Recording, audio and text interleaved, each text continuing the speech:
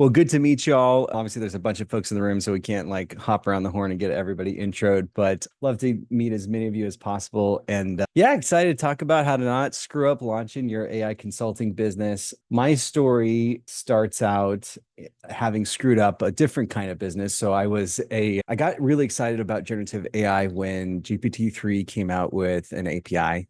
I decided, okay, I'm going to start a SaaS company. First time ever trying to do anything like that. Really didn't know what I was doing. Had worked in product before. I have an engineering background, but I pivoted through like 8 different, almost radically different use cases. Everything from a Perplexity clone, which at the time I didn't know I was cloning Perplexity, to a legal question answering bot that was a lead funnel for lawyers, to something like a custom GPT builder before there was custom GPTs. Anyway, didn't really work out for me, but I learned a lot. Specifically, I learned how to build stuff with generative AI. And I'd come from an agency background. I was a Drupal developer for many years. I like hesitate to say it. It's like a very, ooh, Drupal, PHP. But that was my early career for like about 7 years right out of college. So I was very familiar with this kind of agency world. And I had eventually worked my way up to leadership in those kinds of companies selling software. And so I figured, well, maybe I can just take that model and try and run an AI consulting software business. And it basically worked out. Can you still see my screen? I feel like something got switched, but Totally works. it works. Okay. All right, great. Here's what I got on the agenda for you. First off is just a little bit more about the story of Emerge Haus, the company I started after the one I just told you about, and what we're up to. And the goal there is just to show you, if I can do it, you can definitely do it. The second thing, I want to talk a little bit about the opportunity I see for these kinds of businesses, because I do think there's a ton of opportunity. Then we'll cover some tactical stuff on actually getting clients, some more stuff around once you get clients, how to find high ROI AI use cases for them, and then setting up some client expectations for success once you land a project. Lots of material to get through. I'll try and get through it in the next 20 or so minutes here, and looking forward to the Q&A after. So if I can do it, you can do it. I started the company a little more than a year ago, just before, well, December 2022. And so these are December 2023. So these are our 2024 numbers. As you can see, like down here in February, I made nothing, January a little bit. For this first quarter and going forward, it was fairly flat, even for the first 6 months. And then it really started to pick up, and we were able to clear $1 million in our first year. And this year we are on track for at least 3, and we're hoping for more like 4 or 5. I'd love to say that this is due to all of my amazing prowess as an entrepreneur, but I will tell you a lot of it is just the work is really falling off the trucks. The demand for generative AI consulting services is huge. I want to give you some examples of real clients that I've worked with, because I think that can help when you're starting a business, just understand like what the heck do you actually end up building with these kinds of businesses. So I have 3 examples. So the first one here, Pulpit AI. So I got this client on X. I made some post. I can't really remember what it was, but it got some reasonable popularity. And the CEO of this company reached out to me. They're a startup. They needed to get serious about AI. They had an app that was built. This company is like a sermon company. So you upload your sermon after preaching on Sunday, and then it turns it into a bunch of supplementary content after that, like emails and blog posts and other stuff for your congregation. But they were using like a third-party API, which then called a foundation model directly, and they wanted to build some other features. And so they found me on X, reached out, and before you knew it, I was in with them, and I brought in one other guy. That was, I think, the second engineer I hired. But anyway, as you can see, we got written up in Anthropic eventually for the work that we did there, which was awesome. This company ended up selling. So when we started working with them, they were valued around 2 million. The founder sold it in about 6 months for, I think, over 7 million. You probably will get stock offers for your services. Something that I wish I had done with Pulpit was to say yes to a stock offer. I did not, and I probably walked away from $1 million. I did walk away from $1 million. That being said, I will tell you one of the ways you can definitely fuck up a consulting business is getting too many clients who want you to trade cash for stock and instead take stock. That's a way to screw it up. I'm actually the fact that we lost $1 million is a bummer, but I kind of think the strategy we have of sticking to cash being an agency is probably the longer term, the right bet. So I'd say that's something to watch out for. I won't force you to watch all of these videos, but here's a quick video What from I the would say is CEOs around talking the about Gen what it's AI like to work space, with right? It's us. the Wild West, and everyone is claiming to be able to do this or do that. And honestly, I've loved working with Emerge Haus for a lot of reasons. They're so pro, like they're just great at what they do. They're phenomenal communicators. In under a year, well under a year, probably in about 10 months, Andy and the team were literally able to not only build our product, help us scale it, but also have it in a position to get acquired. So that's the CEO of Pulpit. And I think that kind of story, if you can end up working with startups, it can be a great place to land, and you can get stories like that under your belt fairly quickly because there's so much investment happening in this space. And that's just been a huge asset to us to be able to tell that story. Another client we work with called Local Falcon, they are a local SEO platform. They had, this has been an interesting play for us where it's like a SaaS company that isn't super AI focused or doesn't have AI at all, but they're already reasonably successful and they are looking to add AI into their roadmap. So that's something we help them do. And here's a quick little hit from CEO there. Any type of business that is exploring generative AI would benefit from having Emerge Haus come in and scope out that project with them. Whether they can do it or not, at least you're going to have an awesome roadmap and a plan for the idea that you wanted to bring to the market. There's that age-old triangle of like saying you want quality work, you want it done quickly, and you want it done for a good price, and you can typically only pick two of them. Somehow these guys have managed to hit all three of those elements for us, and it's been awesome. I don't know if we quite live up to the claims he made there. I think Project Triangle is probably fairly immutable. There probably are always trade-offs, but he was very kind in his words there. Something I would say, if you heard him say that at the beginning, is like, oh, working with these guys, we at least got a roadmap, even if you don't end up working with them sort of down the road. What I will say is our model, what we do, we essentially get paid to scope. So what we say is, hey, if you want to work with us, put some money down. We're a bigger agency. We can charge a little more. So we say, put 25K down as a deposit and we'll credit that to your development budget when you get started. But we'll do this scoping for you for free. And what that means is, we get investment from them. They're serious. They have money. They're ready to play. They feel a little bit safer about making the investment. They're not signing up for the whole enchilada at once. And then we're totally covered if the client doesn't end up wanting to work with us. We will get paid for our time out of that 25K.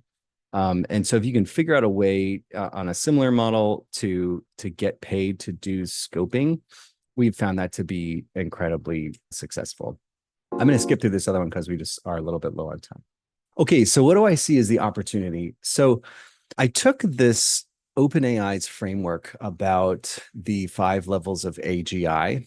And so if you're not familiar with it, it's great, really worth checking into. Here are the 5 levels. One is chatbots, classic ChatGPT. Level 2, reasoners, so O1 class models that are doing thinking. Third level is agents, AIs that work autonomously, right?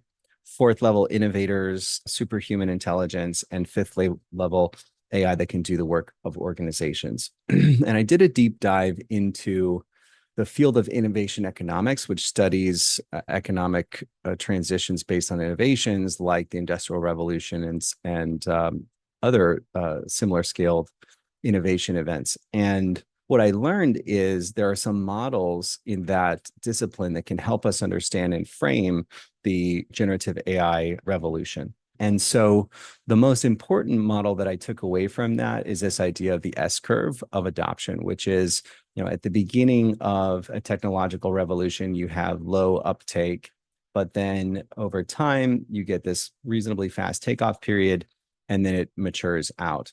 And the thing that I've learned, one frame to keep in mind is, although capabilities may come online quickly, in order for those capabilities to diffuse through the economy, it requires companies to invest in complementary innovations, as well as just make complementary investments into things like integration services. And so what I'm getting at here is I feel like we're in for a much longer haul than maybe if you're in the X world, you might think.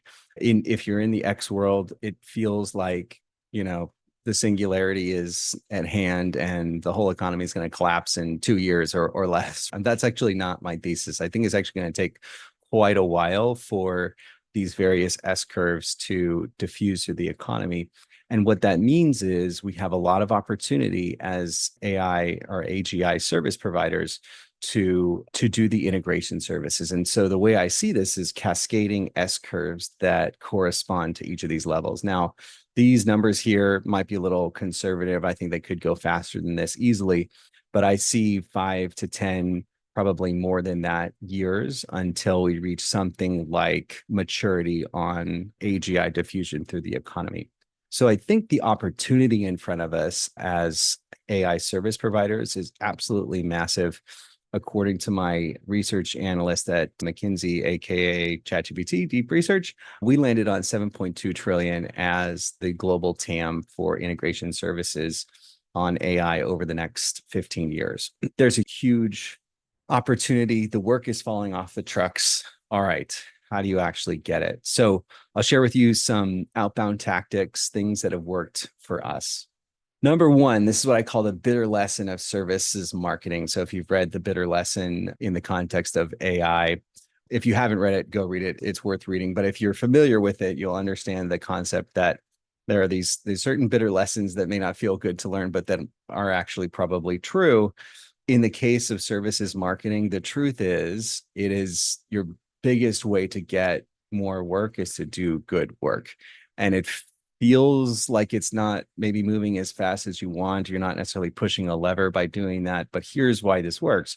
You do good work, and if you do it really well, the CEO of that company, the product manager, the CTO, whoever you're talking about, is going to mention you to somebody when they're at some networking event or dinner or whatever, and your good work, the news of your good work will start to spread through your professional network. We have spent a lot of time and money on all kinds of other tactics, and I will tell you still, I think probably 70% of our business, especially today, comes from referrals or word of mouth. So it's not something that's like super scalable. You can't push on it, but it is true that if you do good work, that is actually the best way. That being said, I would not want to be running an agency where our only tactic was to do good work. I think it's wise to invest in other strategies as well. So something I would recommend is posting what I say cool work. Like I think there's a lot of success to be had for folks on Twitter who just built like vibe code something over the weekend that's interesting, post a video of that on Twitter. I see those tweets go viral all the time. I've done those tweets and they've gone viral, and I've gotten bites from prospects based on that. And if you guys are building something cool, like I would post that to X, maybe even LinkedIn, and that can really attract business, maybe more than you think. Cold email. So this is something we experimented with early on, and we are still using. As Jason mentioned, when we do this, we offer a whiskey. So what we say is, hey, we'll send you a whiskey if you have a discussion about what we can do for you with generative AI, something along those lines. And it works reasonably well. I've also just talked to another Gen AI consultancy owner, and he told me he was having a lot of success, something like 7% reply rates with the podcast approach, where you say like, hey, I'd love to interview you about this, about generative AI in your field as part of my podcast. Frankly, it appeals to people's vanity and is somewhat of like a not oversaturated tactic and can work really well. Here's a sample email that we send this particular person and swap you a bottle of Whistle Pig for one opportunity to walk you through our cutting edge AI work in contact centers. That's it. Not terribly complicated. Sometimes we'll put a little bit more in there, but yeah, the key with cold email is you got to get to scale. When we've really got this humming, we're sending around 10,000 emails a month. And so it's very, very intensive. And so we hired an agency to do this for a while. Now we switched over to doing it on our own. We use clay.com, which is great because you can dump AI into the actual body of the email to like personalize it more. I won't say we've had much luck with doing that yet, but we are experimenting with it. Fourth tactic, partnerships. So consider partnering with a larger agency or a connected player. We've had incredible success with partnerships. Some of the biggest accounts we got into Anaconda, the company that puts out Python and R. Through a partnership, through another partnership, we have access to over 800 enterprise clients that are very ripe targets for generative AI. So partnerships can be a great way to get started. Okay, so let's say your outbound tactics are working, or some version of your tactics anyway are working, and you've got some clients or you've got some nibbles. Here's what from my experience, which you probably run into. Some clients will have a very particular idea of what they want to build right away. And I think when you first start out, you're probably going to run into more of these where it's very tactical focused. Hey, I need a Gen AI person to do, build this RAG implementation. Here's the spec sheet or the PRD. When can you get started? But there are plenty of other clients who don't know what they want to do. AI, right? They have some sense that it's important for them to do something, but they're maybe not too sure what that is. And so you can kind of take this strategic role with them. And, something I found is that people are really confused by generative AI, right? It's like it's so paradigm upending that they don't know where to start. And it feels like people forget some of the most basic principles of just frankly business. And I found that tying people back down to the basics, to kind of first principles on this stuff, can really help. And I don't mean first principles on ML. I mean, first principles on business. What is value? Very abstract philosophical question. Well, its most fundamental level, the basic idea is its return minus cost. So the value of an investment, which whoever is hiring you is going to make, is equal to how much they're going to get in return from that investment minus how much they're going to pay you. Very simple, right? But people forget it. And what can happen is they get focused on bells and whistles. Wouldn't it be cool if we built this kind of a feature or that kind of a feature? Wouldn't it be cool if we had a chat bot? I will tell you, you do not want to be in a situation where you built a cool bell and whistle for somebody that does something neat, but ultimately doesn't solve a problem or ultimately provide value, because they will then look at the work that you've done after it's all finished, even if you executed perfectly, flawlessly, and say, like, that I'm not sure it's worth working with that person. And so that's not the vibe you want. When you're looking for value on AI projects, the return side of the equation usually comes in these forms. It can be a service tier upcharge. Oh, if we build an AI assistant into our SaaS product, maybe we could charge more for it. Maybe. I actually don't think that's a great strategy, but similar kinds of features. What if we launch an AI agent that's X? Could we charge more for it? Maybe it's a new product altogether. That is certainly something I've run into where SaaS companies are a little behind the curve. Maybe they don't want to work within their current existing SaaS framework and they want to start something separate that can eventually connect up with their current SaaS. Well, that's a new product. So there's revenue there. Something I will say, given the fact that we seem to be headed into a little bit of an economic downturn, unless the financial political decision coming out of or environment coming out of the White House changes its tenor. If we are headed into that kind of an environment, I think the best way to position AI services is reduced headcount or basically reduced labor costs. We don't love the idea of taking people's jobs. That's no fun. On the other hand, it's undeniable that AI, when properly deployed into internal workflows, can actually reduce labor costs. And so there, I will say the key is you need to work with somebody who has the scale. If you walk into a company that's less than $100 million and say, I can save you, whatever, $50,000 a year on this person's time, it's not going to be as compelling as if you walk into a place with a $500 million company and they have 20 of those people on staff and you can say, I can reduce 50% of their time. Now your time becomes extremely valuable to them. So scale is important there. Part of the return can also be a creative output or just output in general, larger throughput. Okay, on the cost side of the equation, it's important you help your clients understand the costs, the initial development, There's also maintenance after you launch. There's also enhancements, right? And then, of course, on the AI side itself, there's fixed costs for hosting any particular platforms and then variable usage costs. So it's important to help clients kind of understand all of those. What you're really looking for is a workflow within a client organization that you can speed up by 3x or more. If you can speed it up by 3x or more, it's probably really worth the switching costs for either internal or external users. If it's not hitting that mark, it may not be as compelling.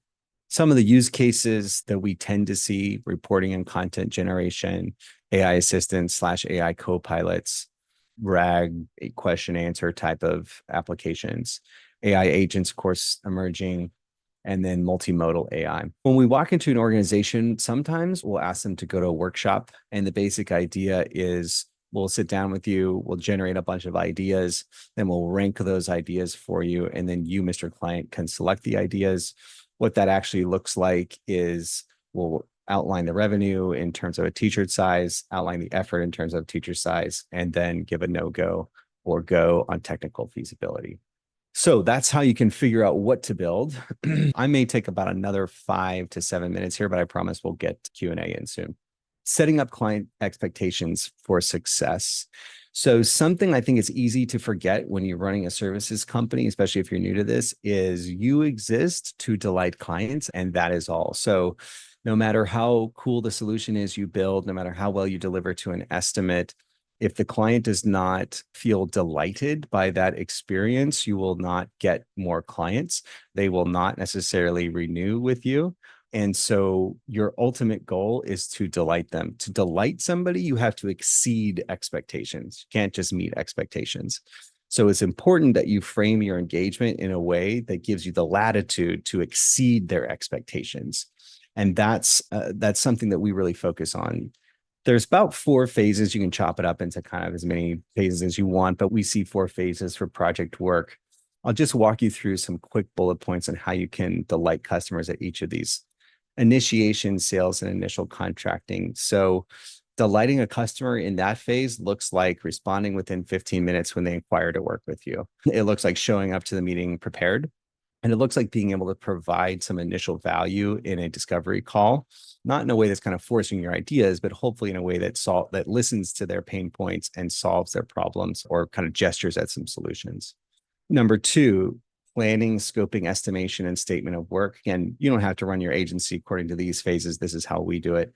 There, the biggest thing we're doing to set client expectations properly is we are giving a reasonable number that we know we can hit in terms of an estimate.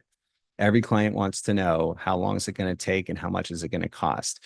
The very first time you answer those questions is the only number that the client will ever remember about the entire relationship. Is if you hit that number, the very first time you say a number on how long it's going to take or how much it costs. No matter how much you modify that answer going forward, no matter how much they agree, they're always going to remember back. Yeah, but I remember he told me it was only going to take a month and it ended up taking him 3. So be extremely careful not to say a number until you have something solid, and be careful about your estimations. We don't have time to go deep into estimations. But the very quick version of that there, the highly unscientific way, is make sure you double them at the very least. Number 3, third phase, execution. The main thing you want to worry about here is just being able to execute within whatever parameters you've set for the project. Waste is the enemy. Always be watching out for building kind of additional features or additional work that doesn't get the client to their real goal. Sometimes a client can say they want X and really what they want is A. And only halfway through the project, you may realize what they really want is A. Don't be afraid to go to the client directly and say, hey, I think what you really need is this, or I think what you really want is this. If there's a way to do it, on this particular thing, 80% faster, for very little scope change, usually a client is like very open to those conversations. So that's a way you can delight in that phase. And then 4th, maintenance, and it's all about proactive ownership. If you launch a solution and they have a maintenance contract with you, if something goes wrong with that solution, you should be telling them. You should be the one to know first and say, hey, there's an issue, OpenAI is down or whatever, the app crashed, and be able to monitor and be the first to tell them. That's how you delight them in those cases. A typical project structure for us, I just thought I would go through this so you can get a sense of like how we run projects and how you might chart out your phases of work as you're talking with clients. We start with a scoping engagement, like I said. Then, like a key thing is you want to have some prototyping or exploratory data analysis phase, something where you can really try and nail the, or I would say like de-risk the most complex technical part of the project. So whatever is the trickiest bit you're not sure AI can do, try and tackle that first in a prototype. And the other thing is try and use real data. Don't wait till the end to get data that's real and just work with sample data or contrived data at the beginning. That's always a bad time. You don't want to wait until the end of the project when everything's supposed to be done to realize that your solution isn't going to work with the real data from real customers or real internal users. So get that data up front. Build phase, we do weekly touch points with our clients. We do daily internal touch points, but I think it's important to meet with your clients at least once a week.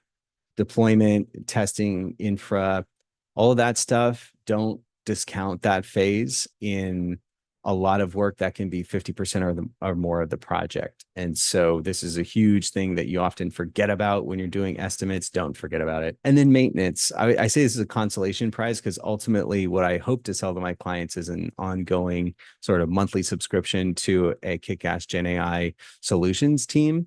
And so if they do want to downscale that velocity to maintenance only, it is a loss for us, but it is a consolation prize in the sense that we still get to have a continuing relationship with these folks. And the way I like to think about a maintenance contract is a hunting license. You have your hunting license to continue your relationship with the client, to continue to try and find things that you can do with generative AI that's really going to help their business. And so you can continue to pitch. Of course, you can also stack these up to like quasi-passive income, which is nice. All right. That's it. It was 5 minutes over the 30 that we planned, but I'd love to hear some questions. Awesome. Thank you. We're going to first jump through some of the questions on Slido. I don't know if we have time for live questions this time, but let's see what we get through. The first question, which is I'm also very curious about, is just how long is your sales cycle for some of these things? Oh, good question. Gosh, it's all over the map. I've gotten an enterprise contract within 3 weeks that absolutely blew my mind. We were pushed through procurement in a way that I've never seen happen. That's extremely rare. Usually, if you're working with mid-market to enterprise, it's more like a 4 to 6 month sales cycle. Now, I would say most of our contracts is probably more in the 1 to 3 month range, typically. That makes a lot of sense. I think especially because you're just doing a lot more like bigger companies. Yeah, exactly. Startups are super fast. And this is something I love about working with startups is like you meet the CEO of the startup or the CTO or whatever, and like you're in there the next week, if they like you. Like it's one and done. They either like you or don't, you're in or you're out, and it's great. Yeah, totally. But then sometimes they don't know what they want. Yeah, for sure. You just got to figure out a way to keep billing while they don't know what they want and help them figure it out. Exactly.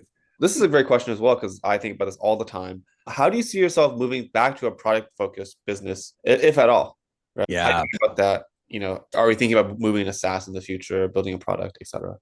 Funny, you should say that. So yes, we are absolutely considering, I shouldn't say considering, we've made the product pivot at our company. We are adopting more of a Palantir services and product model. So the idea is we're now using our services to be R&D for products that we can build. So there's a lot of pain points that we keep running into on projects where clients will repay or will pay us 100 to 200K to rebuild the same component over and over. Not prepared to make any product news today, but we are working on a product internally that's designed to meet a lot of those needs and that we can then deploy to our clients. It's an open question for me whether we're really going to be able to generate a lot of momentum on that on its own, or if it will be something that we end up just selling to our clients directly through our services engagements. We'll just have to see.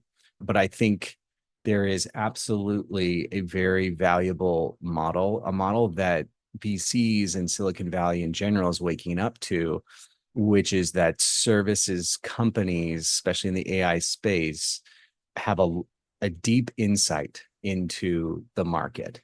And that gives them a competitive edge every time we walk into a project, because we're not pushing our own software, at least not yet, we're using the best available. We're totally agnostic. Like whatever's the best solution, we'll use it for you. And so then every time we're doing that, we have the best available, state of the art, everything, and there are still pain points. So that's actually a great direction on where to build product. Makes a lot of sense. This is a question I have a lot of thoughts about, but I'm curious, how do you develop your web presence based on who you want to target? You guys are targeted mostly as a company rather than as an individual. And how do you think about that? And in particular, I think a lot of the questions that follow this is on, LinkedIn versus X. Well, I would not say I've figured out LinkedIn or X. Our web presence, I mean, look, if you're just starting out, I think b0.dev, that shit, and like you're good. But we started with a positioning that was quite broad. And then we actually narrowed it down to startups in particular. I actually just relaunched our website last week to remove that focus. And we're now, you couldn't really tell who we work with except for maybe the client list, but we are more geared now towards mid-market to enterprise. So yeah, I don't know if there's a silver bullet there. I would say the one thing to watch out for is if you do niche down your company, just make sure you're really happy with that vertical and you can succeed there, or at least you have a reasonable shot. I have niched down a services agency into a vertical we were not prepared to win in, and it was not a good situation. And so I'm cautious of doing it. On the other hand, there's tons of success stories of people who, once they walk through the door of niching down, have just had enormous success. So it can definitely work. I don't know. Those are all the thoughts I have. How much would you say niching down is like a one-way door versus you can kind of just try a niche and then? Exactly. No, it's a great point. You can definitely back out of it. You can back out of it. It's maybe not as easy to back out of as you think, because if you've done a good job, you've kind of messaged that to a lot of folks and they start thinking of you in that way. But like, whatever, you can change it for sure. How do you think about doing capture on an X and LinkedIn? And so I think in the beginning for me, I used to just tweet like a call link. It gets too busy, you make a form. What does that look like for you guys? Yeah, trying to think. I mean, on X, I think I have my DMs open, which is a little bit crazy, but it's manageable. We have of course, on our website, we have, contact form. I will say this, like the most important thing is to respond quickly wherever your capture is set up and however it's working. We did a little bit of research on some competitors in the Gen AI consulting space. And what we found was a lot of agencies really struggle to even respond to an inquiry on their website. Like, hey, I'm a client, I would like to pay you money. Days until you hear anything.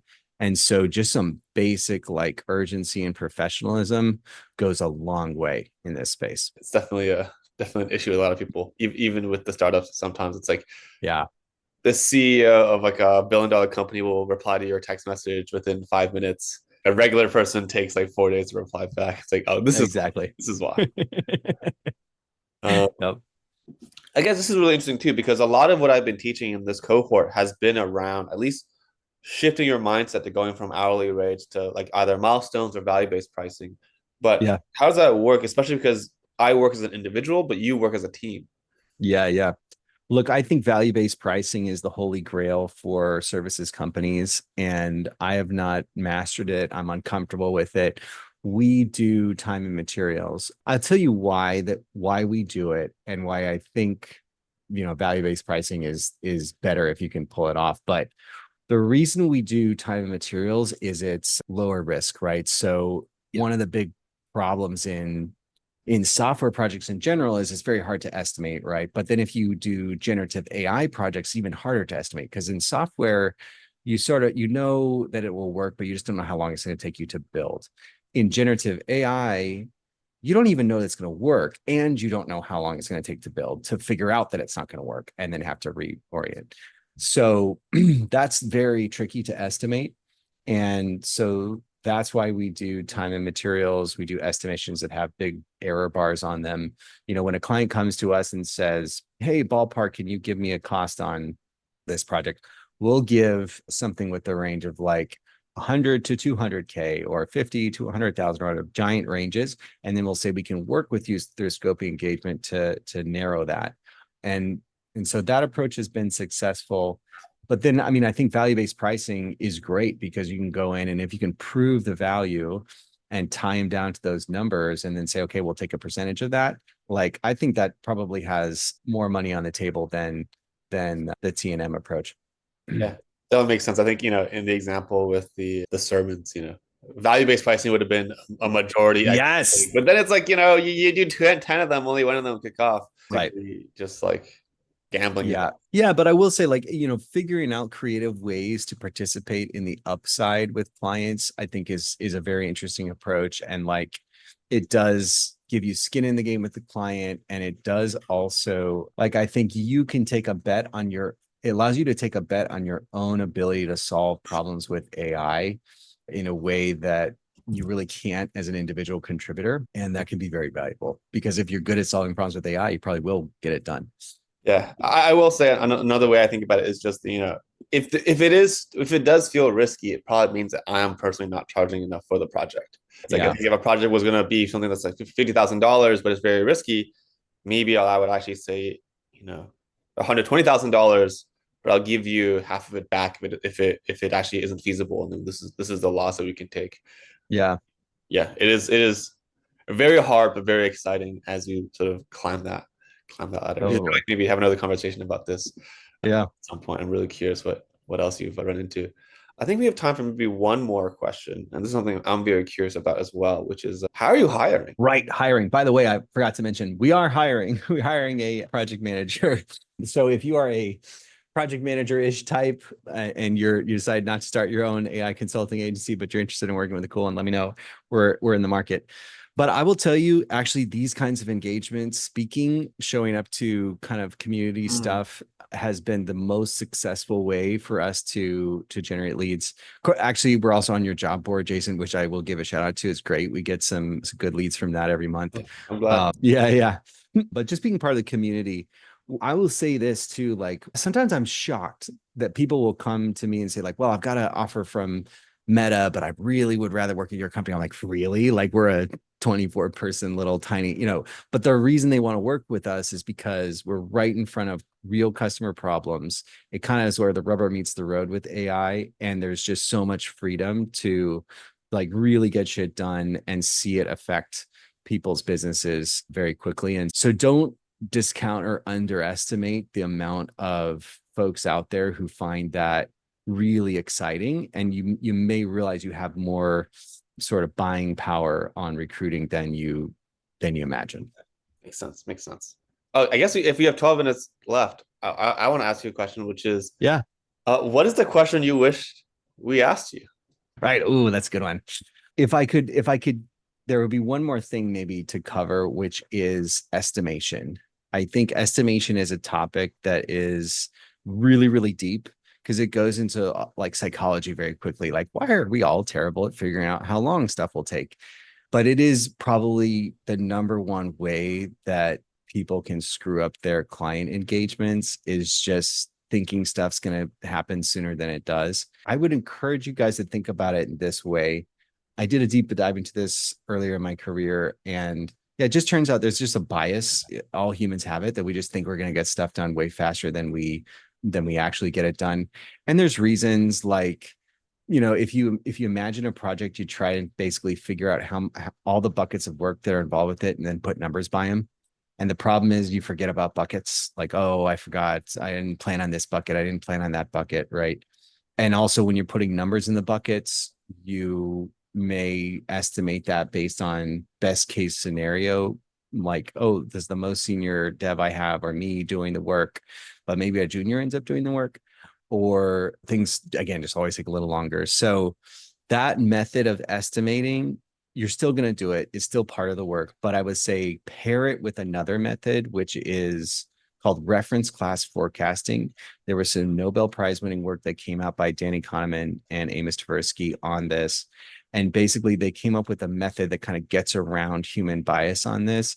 And what you do is you take a project that you're in front of, that you're trying to estimate, And instead of doing the what buckets are in here and how much hours per bucket, instead you look back at all the previous work that you've done and all the previous projects, and you say, how complex is this project compared to those?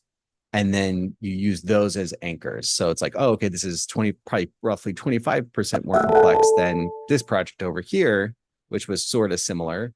And this project took me, whatever, 3 months. And so this probably I should estimate 3.75 or whatever the math works out to.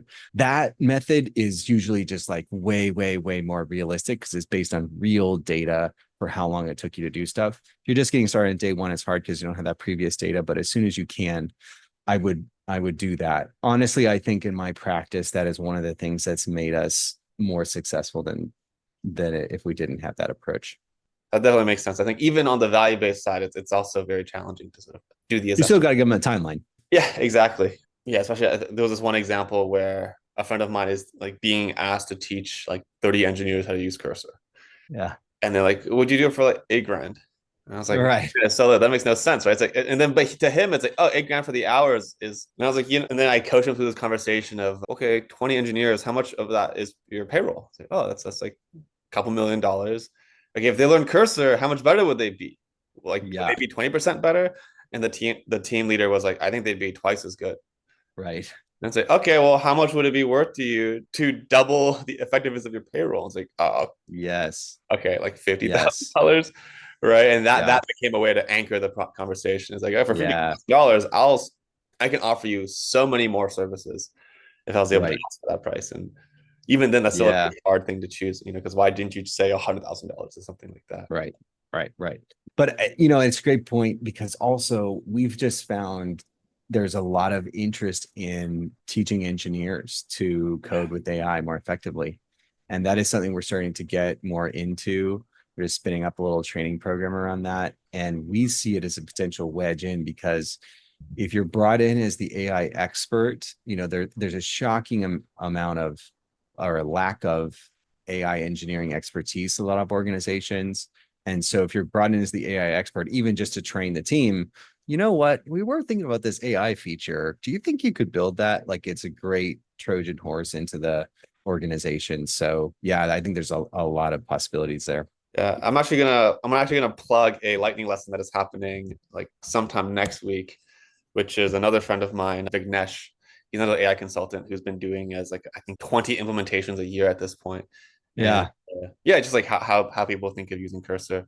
Nice. Cool. Do you have time for one more question? I think sure. I don't want to run too long, but I also have to prep for this next talk. Yeah. Using Cursor for copywriting. Let me go back to the question list. That'd be fun. Yeah, I mean, I've been surprised at how much more effective copywriting can be when done well.